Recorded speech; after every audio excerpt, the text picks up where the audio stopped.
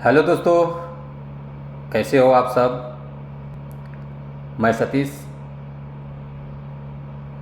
Khesari music world से केसारी लाल यादव जी का बहुत बढ़िया सॉन्ग रिलीज हुआ है। डुएट सॉन्ग है शिल्पी राज जी के साथ में। आप लोग ज़रूर देखिए। एल्बम का नाम है पूड़िया लेहले आई है। बहुत बढ़िया सॉन्ग है, बहुत बढ़िया वीडियो भी है।